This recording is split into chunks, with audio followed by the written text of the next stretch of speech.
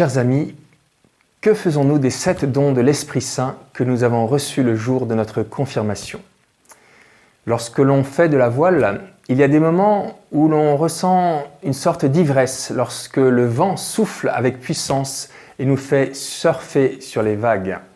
Mais il y a aussi des moments où l'on a l'impression que le vent a disparu et l'on est obligé de ramer au propre ou au figuré. De la même façon, dans nos existences, il y a des moments où l'on sent l'Esprit nous pousser vers l'avant et nous donner une sorte d'ivresse, comme celle des apôtres au moment de la Pentecôte. On disait d'eux qu'ils étaient pleins de vin doux. Et d'autres moments, peut-être plus nombreux, diront certains, où l'on a le sentiment de ramer. Nous voudrions tous ressembler à Yannick Bestaven, le vainqueur du dernier Vendée Globe, qui a bouclé le tour du monde en 80 jours. Mais nous ressemblons plus souvent sans doute à Gérard d'Aboville, qui avait traversé l'océan Atlantique à la rame en 1980. Les 7 dons de l'Esprit Saint ont été énumérés par le prophète Isaïe lorsqu'il a décrit le Messie.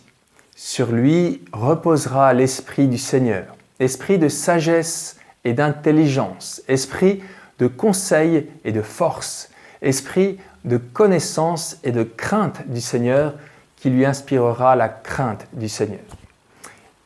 Il n'y a que 6 dons énumérés, mais la tradition en a ajouté un 7e, la piété, considérant que le terme chesed en hébreu signifie à la fois crainte et piété. Alors, je vous propose dans les semaines qui viennent de méditer sur ces 7 dons qui nous ont été donnés lors du sacrement de la confirmation, mais qui sont aussi donnés par Dieu à tout homme de bonne volonté à un moment ou à un autre. Si parfois dans nos vies, il nous semble que Dieu n'agit plus, que l'Esprit ne souffle plus, c'est peut-être que nous avons nous-mêmes oublié de hisser nos voiles. Eh bien, avant cette grande fête de la Pentecôte, nous devons demander au Seigneur la grâce de pouvoir réutiliser pleinement ces dons qu'il nous a faits et qui sont inscrits dans notre identité chrétienne.